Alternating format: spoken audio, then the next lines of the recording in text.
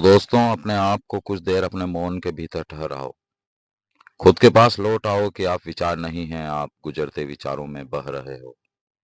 लेकिन अब यह गुजर रहे हैं और हम हमारे भीतर के मौन में प्रवेश कर हम अपनी बात करें कि हम किस यात्रा पर हैं। आपकी अपनी यात्रा के मध्य आप कब आपके साथ रहे या पास रहे, और कितने अरसे से दूर, अपने आप से दूर खोए से चले जा रहे हैं। ये दूरियां कौन बना रहा है? कोई और इसका दोषी है या हमें ही इस पर विचार की जरूरत है? हम भटक से गए हैं। हर दिन सूर्योदय अस्त होने में एक निमिष का समय भी नहीं लग रहा है। वर्ष पर वर्ष और हम कभी से खुद को भूल कर दौड़े चले जा रहे हैं, सुख की तलाश में। वह सुख जिसके पीछे दुख खड़ा है। बिना दुख का सुख असंभव है। दुख और सुख के दो पहलू हमें पीस कर रख रहे हैं और हम खुश हो रहे हैं, वर्ष दर वर्ष, जन्म पर जन्म। ये लंबी यात्रा के हम यात्री दिन भर अपने विचारों में बंधे सुख महसूस करते हैं, और एक पल पीछे वह इंतजार कर रहा है जिसे आप कभी नहीं चाहते, लेकिन उस पर वश नहीं है, और उसका ख्याल ही क्यों हो।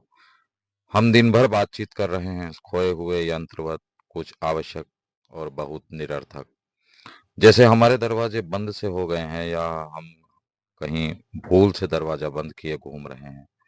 समझने की कोशिश के पहले पायदान पर पहला चरण अहंकार रखने ही नहीं देता, और हम दरवाजा बंद ही रखते हैं, और यह समझ नासमझी से मुकाबला कर हार जाती है। अपने पसंद की स्वीकृति हमें सुख दे जाती है, वही सुख दुख का सुख, क्योंकि सुख सिर्फ एक तरफ है, सिक्के के दूसरी तरफ दुख बैठा है। बिना दुख के सुख कभी नहीं मिल सकता, और ये दोनों हमें पीस कर रख रहे हैं। लेकिन इन सबसे पहले का चरण आसान नहीं है। पहला चरण समझना। यह समझना ही यात्रा का पहला चरण है। ये आसान नहीं है, कठिन है, कठिन है। क्योंकि अहंकार की एक मोटी दीवार तुम्हारे और तुम्हारे मौन के बीच खड़ी है। उसे तोड़ना वीरों का काम है। इसे सिर्फ वही कर सकते हैं जो भीतर उतरने का साहस रखते हैं, जो अपने ही डर को आंखों में आंख डालकर देख सकते हैं। और जब तुम उतरते हो अपने ही मौन में, तब वहां न कोई सुख होता है न कोई दुख। वहां सिर्फ पारदर्शी आनंद है, और वो आनंद जिसके पीछे कोई दुख नहीं बैठ सकता।